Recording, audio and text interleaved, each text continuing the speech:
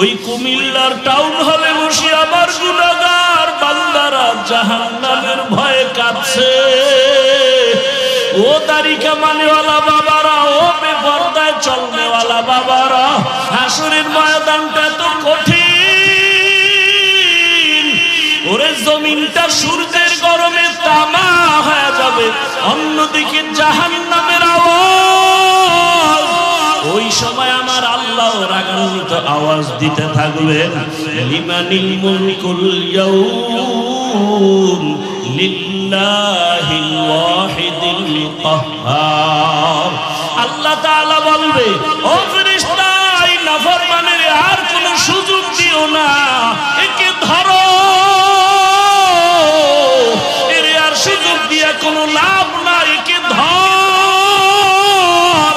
আল্লাহর ওয়াদারে কবরটা জাহান্নামের আগুনে ভরে যাবে। আল্লাহ বলবে, রে কবরের মাটি,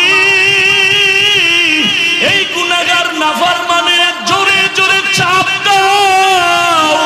এত জোরে চাপ দিবে, বেঈমান নাফরমান বেনামাজি এক পাজরের হাড় আর এক পাজরের সাথে ঢুকে যাবে, আর সাপে আঘাত করা শুরু করবে।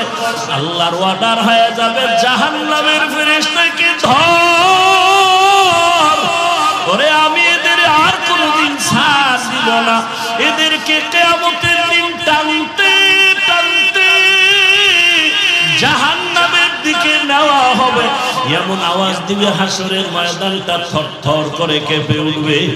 এত কঠিন অবস্থা হবে, জাহান্নাম চিৎকার দিয়া বলবে, আল্লাহ, বেনামাজি আমার পেটের মধ্যে দাও, তোমার গুনাহগার বান্দা বান্দি আমাকে দাও, ক্ষুধা লাগছে। আল্লাহ বলবে, ফেরেশতারা জাহান্নামকে ফিরাও। জাহান্নাম যদি আগায় যায়, বিচার করতে পারবো না, শিকল লাগাইয়া ধরো। ৭০,০০০ শিকল লাগাইয়া জাহান্নাম কেমন ভাবে আঁকড়াইয়া ধরবে।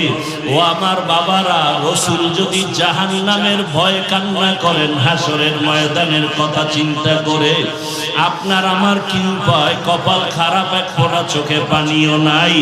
ওরে ডানে বামে তাকাইয়া দেখো, ওই বান্দার চোখে কেন পানি?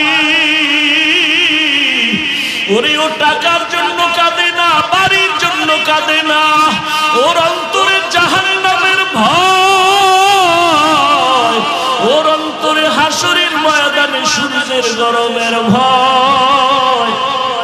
ওই বান্দা কান্না করে, চিন্তা করে, টাকা পাইলাম, বাড়ি পাইলাম, গাড়ি পাইলাম, সম্মান পাইলাম, কিন্তু মরার পরে